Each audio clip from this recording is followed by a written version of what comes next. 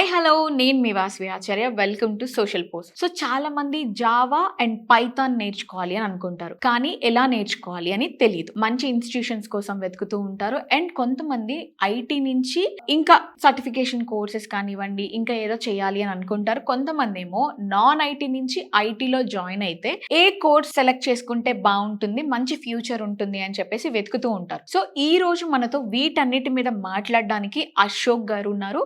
So he's from Ashok IT. So సార్ని అడిగి ఈ డీటెయిల్స్ అన్ని తీసుకుందాము. మీకు కావాల్సిన ఇన్ఫర్మేషన్ మొత్తం ఈ వీడియోలో ఉంటుంది. వీడియో స్కిప్ చేయకుండా ఎండ్ వరకు చూడండి. సో సార్ని వెల్కమ్ చెప్పేద్దామా? Hello sir. హలో అండి. Welcome to Social Post. Thank you. So మా పిల్లల కోసం, మా ఆడియన్స్ కోసం మీరు ఈ ఫీల్డ్ లోకి రావడానికి అసలు మీ జర్నీని ఎలా స్టార్ట్ చేశారో మాకు ఒకసారి చెప్పండి. హాయ్ అండి, నా పేరు అశోక్ బల్లేపల్లి. నేను లాస్ట్ 12 years నుంచి ఐటీ ఇండస్ట్రీలో సాఫ్ట్వేర్ డెవలపర్ గా వర్క్ చేస్తున్నాను. So coming to my career, I work for GVK Biosciences, Deloitte, Synchrony and Wells Fargo. ఈ కంపెనీస్ లో నేను డెవలపర్ గా వర్క్ చేశాను. ఈ కంపెనీస్ లో వర్క్ చేశాను నేను. తర్వాత మనకి ఈ వర్క్ చేసిన తర్వాత ఇంటర్వ్యూస్ తీసుకుంటాం కదా, నాకు అర్థమైంది ఏంటి అంటే కాలేజీలో మన స్టూడెంట్స్ నేర్చుకునే సబ్జెక్ట్స్ అకాడమిక్ లో ఏదైతే టీచ్ చేస్తున్నారో, ఐటీ కంపెనీస్ ఏ స్కిల్స్ అయితే ఎక్స్పెక్ట్ చేస్తున్నాయో ఆ మధ్య కొంచెం గ్యాప్. సో దాని వల్ల చాలా మంది స్టూడెంట్స్ జాబ్స్ కోసం స్ట్రగుల్ అవుతున్నారు. సో ఈ గ్యాప్ ను మనం కవర్ చేసి స్టూడెంట్స్ కి రైట్ గైడెన్స్ ఇచ్చి వాళ్ళకి ప్రాపర్ స్కిల్స్ నేర్పించి జాబ్ కొట్టడానికి మన వంతు ఏదైనా చేయాలి అని చెప్పేసి నేను ఈ సాఫ్ట్వేర్ ట్రైనింగ్ ఫీల్డ్ లోకి వచ్చాను. లాస్ట్ 6 years నుంచి అశోక్ ఐటీ అనే ట్రైనింగ్ ఇన్స్టిట్యూట్ ని రన్ చేస్తున్నాం మేము.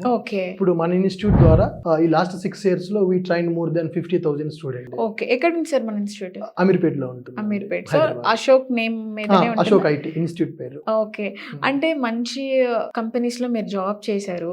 మరి అది కాదనుకొని ఎందుకు ఇక్కడికి వచ్చారు మీరు? టు బి ఫ్రాంక్ అంటే ఇది ఏదో ప్లాన్ చేసి వచ్చింది కాదు. సో ఇట్స్ ఎ డెస్టినీ అనుకోవచ్చు. నాకు స్టార్టింగ్ నుంచి కొంచెం ట్రైనింగ్ అంటే ఇంట్రెస్ట్ ఉంది. సో అలా నేను ఈ ఫీల్డ్ లోకి వచ్చాను. కానీ జాబ్ చేసినప్పుడు ఈ ట్రైనింగ్ చేస్తున్నప్పుడు కంపేర్ చేస్తే I'm having more self satisfaction in the training. మనం ఇంతమందిని ట్రైన్ చేసాం స్టూడెంట్ లో. ఇప్పుడు ప్రతి కంపెనీలో మన స్టూడెంట్స్ అల్యూమినియస్ ఉంటారు. ఇప్పుడు ప్రెజెంట్ వాళ్ళకి ట్రైనింగ్ ఇచ్చి వాళ్ళు ప్లేస్ అయిన తర్వాత వాళ్ళు వచ్చి సార్ నాకు జాబ్ వచ్చింది, మీ ఇన్స్టిట్యూట్ నేర్చుకున్న తర్వాత నాకు ఇంత ప్యాకేజ్ వచ్చింది అని చెప్పినప్పుడు ఆ వచ్చే హ్యాపీనెస్ అనేది. సో మీరు ఏమేమి టీచ్ చేస్తున్నారు సార్? నా ప్రైమరీ స్కిల్ వచ్చేసండి Java full stack development and DevOps with AWS cloud. ఈ టెక్నాలజీస్ నేను హ్యాండిల్ చేస్తాను. సో ఒకవేళ మన ఇన్స్టిట్యూట్ లో జాయిన్ అవ్వాలి అని అంటే ఏమేమి కోర్సెస్ అవైలబుల్ గా ఉన్నాయి? మన ఇన్స్టిట్యూట్ లో అండి ప్రైమరీగా వచ్చేసి ఫుల్ స్టాక్ డెవలప్మెంట్ ఉంది, Java full stack, Python full stack, .NET full stack, MERN stack ఉంది, డెవాప్స్ విత్ మల్టీ క్లౌడ్ ఉంది, రీసెంట్ గా data science, artificial intelligence, machine learning, generative AI ఉంది, ప్లస్ సైబర్ సెక్యూరిటీ ఉంది. Courses primary. సో ఎవరిని అడిగినా సరే Python full stack, Java full stack, DevOps లేదా ఈ సైబర్ సెక్యూరిటీ కావచ్చు, డేటా సైన్స్. ఎందుకు సార్ అంత క్రేజ్ ఏముంది అసలు ఈ కోర్సెస్ మీద? ఈ కోర్సెస్ కానీ ఇప్పుడు ప్రెజెంట్ చూస్తే మనం ప్రతి బిజినెస్ అనేది డిజిటల్ అయిపోయింది. ఇప్పుడు డిజిటల్ ప్రెజెన్స్ లేకుంటే మన బిజినెస్ రన్ అవ్వదు. కస్టమర్స్ కి మన బిజినెస్ గురించి తెలియాలి.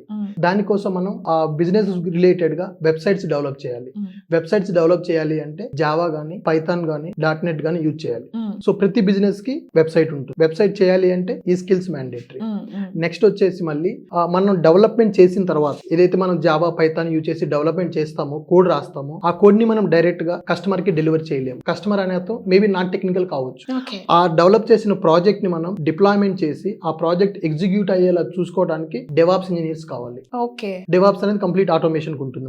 మన ప్రాజెక్ట్ రన్ అవడానికి మనకి కొన్ని సర్వర్స్ కావాలి, డేటాబేస్ కావాలి, స్టోరేజ్ కావాలి, నెట్వర్క్ కావాలి. ఇవన్నీ మన కంపెనీలో మనం సెటప్ చేయాలి అంటే దాన్ని ఇన్ఫ్రాస్ట్రక్చర్ సెటప్ అంటారు. దానికి చాలా అమౌంట్ ఇన్వెస్ట్ చేయాలి, చాలా మెయింటెనెన్స్ ఉంటుంది. ఇప్పుడు కంపెనీస్ అన్ని కూడా ఈ ఆన్ ప్రెమ్ ఇన్ఫ్రాస్ట్రక్చర్ నుంచి క్లౌడ్ ఇన్ఫ్రాస్ట్రక్చర్ కి మూవ్ అవుతున్నాయి.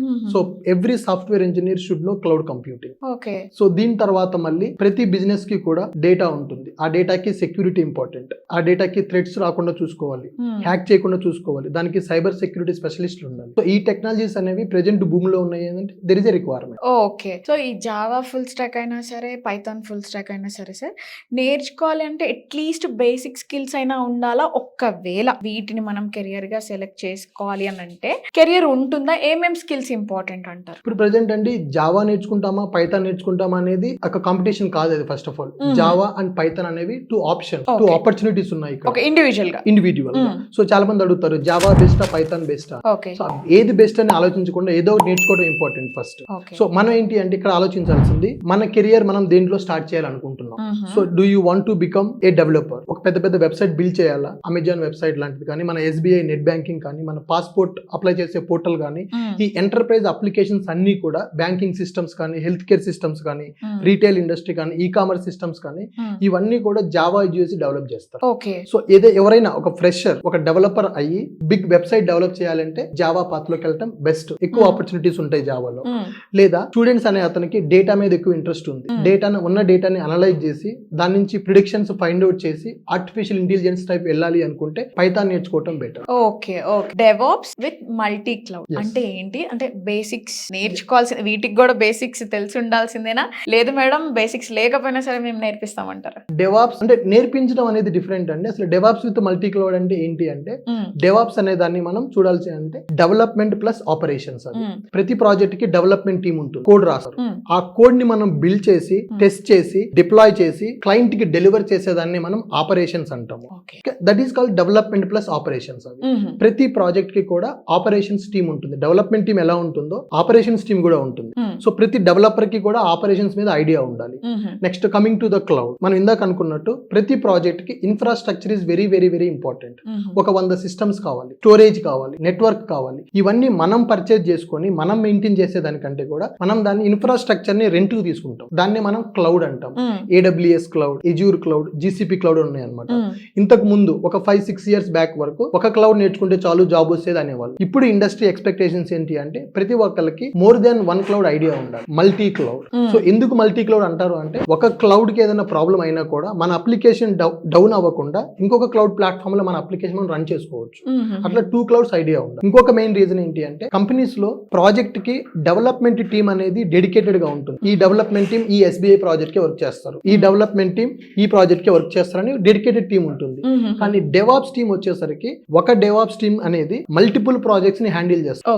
అంటే 4-5 ప్రాజెక్ట్స్ కలిపి ఒక డెవాప్స్ టీమ్ ఉంటుంది. సో ఈ 4-5 ప్రాజెక్ట్స్ అన్ని ఒక క్లౌడ్ మీద ఉండాలని రూల్ ఏం లేదు. ఇది depends on the client requirement. So client 1 వచ్చేసి నాకు AWS క్లౌడ్ కావాలండి, క్లయింట్ 2 వచ్చి నాకు ఎజ్యూర్ కావాలండి, క్లయింట్ 3 వచ్చి నాకు జీసీపీ కావాలండి. ఈ డెవాప్స్ టీమ్ ఎవరైతే ఆ మల్టిపుల్ ప్రాజెక్ట్స్ ని హ్యాండిల్ చేస్తున్నారో వాళ్ళకి డెఫినెట్ గా అన్ని క్లౌడ్స్ మీద ఐడియా ఉండాలి. అందుకని చెప్పి డెవాప్స్ ఇంజనీర్స్ కి మల్టీ క్లౌడ్ అనేది ఇప్పుడు మ్యాండేటరీ అయిపోయింది. ఓకే, సో ఇవన్నీ అలా ఉంచితే డేటా సైన్స్ లో ఒకవేళ కెరియర్ ని నేను పక్క అందులోనే బిల్డ్ చేసుకోవాలి అనుకునే వాళ్ళకి ఏమేం స్కిల్స్ ఇంపార్టెంట్ అంటారు, అసలు ఎలా స్టార్ట్ చేయాలి?